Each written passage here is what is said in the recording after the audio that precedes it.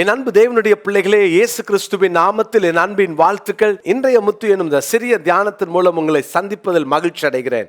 கர்த்தர் உங்களை ஆசீர்வதிப்பாராக. பிரியமான தேவனுடைய பிள்ளைகளே, இந்த நாட்களில் விசேஷமாக நம்ம விங்ஸ் ஆஃப் விக்டரி வாழ்வாதார மையத்தின் மூலமாக துவங்கவிருக்கிற சரியா 9 மணிக்கு காலையில் துவங்க இருக்கிற இந்த சணல் நூல் பை ஜூட் பேக், இது தைக்கிறதுக்கான ட்ரைனிங் ப்ரோக்ராம் இன்னைக்கு துவங்க இருக்கிறது. எனவே உங்களுக்கு தெரிந்த வாழ்வாதாரம் குன்றிய தையல் தெரிந்த சகோதரிகளை நீங்கள் அனுப்பி வைக்கலாம்.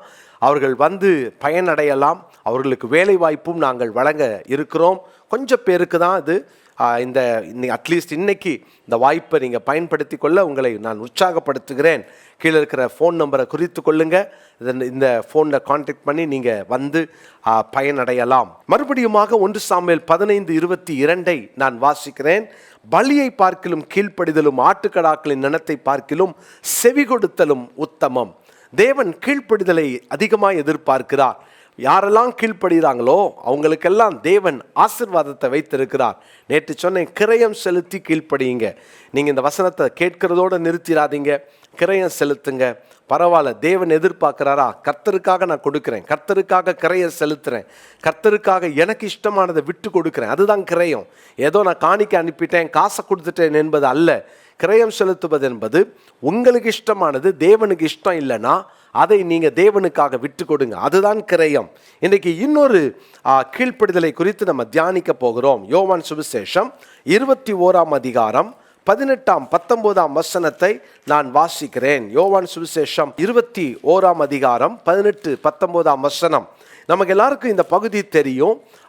சீமோன் பேதுரு ஆண்டவராகிய இயேசு கிறிஸ்துவை மறுதலித்ததற்கு பின்பாக அங்கே மறுபடியுமாக மீன் பிடிக்க போகிறான். ஆண்டவர் சந்திக்கிறார். அவனுக்கு ஆண்டவர் மறுபடியுமாக அவங்க போஜனம் பண்ணுற வரைக்கும் வெயிட் பண்ணி, போஜனம் பண்ணி முடித்தவொடனே பேதுருவை பார்த்து கேட்குறாரு, யோனாவின் குமாரனாகிய சீமோனே, என்னிடத்தில் அன்பா இருக்கிறியா? 3 முறை கேட்கிறார். பாருங்க, ஆண்டவர் இப்பொழுது அவனிடத்தில் கேட்டதும் இப்பொழுது பேதுருவுக்கு ஆண்டவர் சில காரியத்தை வெளிப்படுத்துகிறார். யோசித்து பாருங்க, ஆண்டவர் சொன்ன மிக முக்கியமான காரியம் 18 19ஆம் வசனம். யோவான் சுவிசேஷம் 21ஆம் அதிகாரம் 18 19ஆம் வசனம்.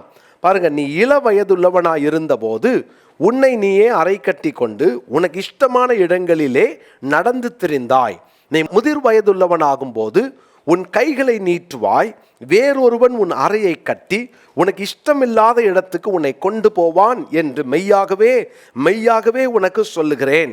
இன்ன விதமான மரணத்தினாலே அவன் தேவனை மகிமைப்படுத்த போகிறான் என்பதை குறிக்கும்படியாக இப்படி சொன்னார். அவர் இதை சொல்லிய பின்பு அவனை நோக்கி, என்னை பின்பற்றி வா என்றான். யோசித்து பாருங்க, ஒரு காலகட்டத்தில் பயந்த பேதுரு இயேசுவை சபித்து சத்தியம் பண்ணி அவனை தெரியாது என்று இயேசுவை மறுதலித்தான் 3 முறை. அந்த பேதுருவை ஆண்டவர் இப்பொழுது அந்த அன்பை குறித்து கேட்கிறார். அடுத்ததாக, இவன் இன்ன விதமாக மரிக்கப் போகிறான், அந்த மரணத்தினாலே தேவனை அவன் மகிமைப்படுத்த போகிறான். எவ்வளோ ஒரு அற்புதமான ஒரு வார்த்தை தெரியுமா?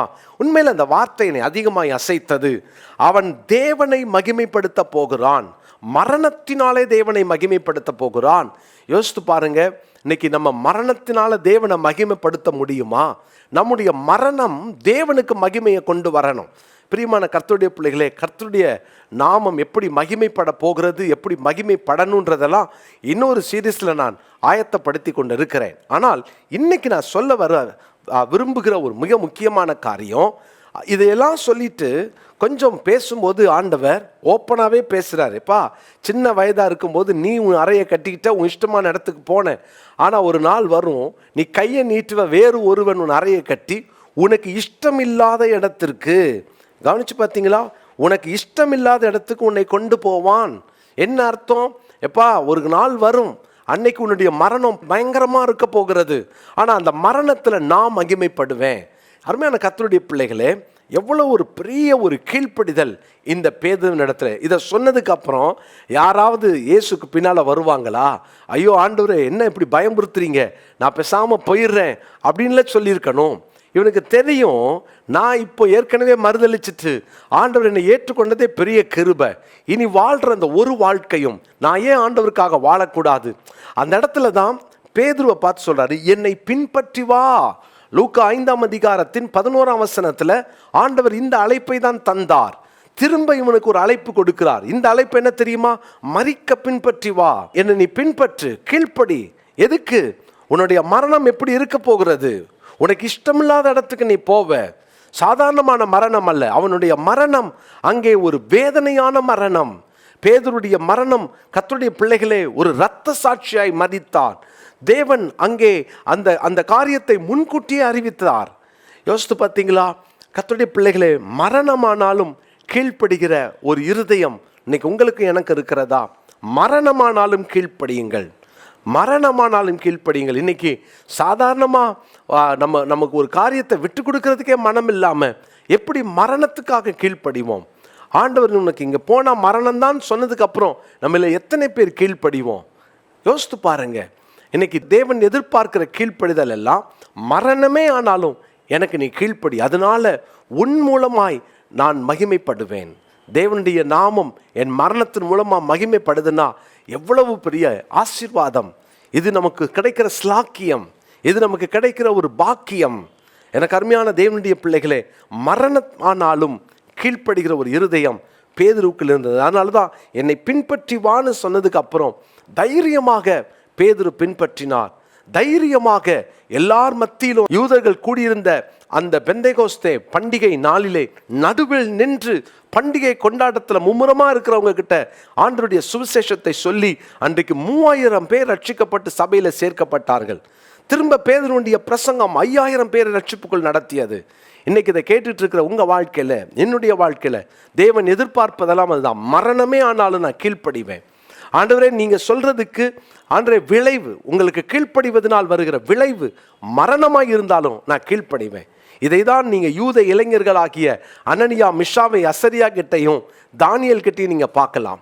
அவங்களுக்கு நல்லா தெரியும் அக்கினி சூளையில தான் போகணும். அக்கினி சூளையில போனால் என்ன நடக்கும்? அதனால தான் அந்த 3 இளைஞர்களும் சொல்றாங்க, எங்கள் தேவன் எங்களை காப்பாற்ற வல்லவராக இருக்கிறார். அவர் எங்களை ஒருவேளை காப்பாற்றலனாலும் நாங்கள் நீ நிறுத்தின சிலையை வணங்க மாட்டோம். மரணமே ஆனாலும் நாங்கள் எங்கள் ஆண்டவருக்கு தான் கீழ்ப்படிவோம். மரணத்துக்கு துணிந்து கீழ்ப்படுகிற ஒரு இருதயத்தை இன்னைக்கு கர்த்தர் நம்மிடத்தில் எதிர்பார்க்கிறார். இதுதான் கீழ்ப்படிதலினுடைய உச்சம். இதுதான் கீழ்ப்படிதலிலே தேவனை மகிமைப்படுத்துகிற ஒரு அற்புதமான அனுபவம். இன்னைக்கு ஆண்டவருக்கு நம்ம கீழ்ப்படிவோம்.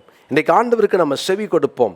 இந்த ஆண்டவர் நம்மை குறித்து வைத்திருக்கிற திட்டத்தை நிறைவேற்றுவதற்கு அர்ப்பணிப்போம். இன்னைக்கு நீங்களும் நானும் தேவன் இப்படிப்பட்ட ஒரு கீழ்ப்படிதலை எதிர்பார்க்கிறார் என்ற அந்த உணர்வோடு வாழ்க்கையில கீழ்ப்படிவோம் என்றால் நம்மையும் ஆண்டவர் ஆசீர்வதிப்பார். நம் மரணத்தின் மூலமாகவும் கர்த்தர் மகிமைப்படுவார். இந்த நாளுக்குரிய மனப்பாட வசனம் எபிரேயர்கள் இந்த நிருபம் 11ஆம் அதிகாரம் 4வது வசனத்தை நான் வாசிக்கிறேன். விசுவாசத்தினாலே ஆபேல் காயினுடைய பலியிலும் மேன்மையான பலியை தேவனுக்கு செலுத்தினான், அதனாலே அவன் நீதிமான் என்று சாட்சி பெற்றான்.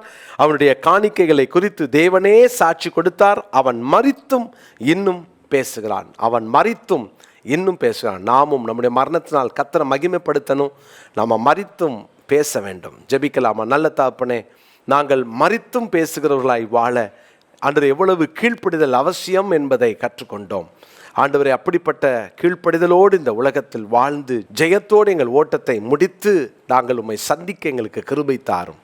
ஆண்டவரே, கீழ்ப்படிதலிலே எங்கெல்லாம் நாங்கள் இன்னும் அதிக கவனம் செலுத்தணுமோ இந்த நாட்கள் எங்களுக்கு சொல்லி கொடுத்து கொண்டிருக்கிறீங்க.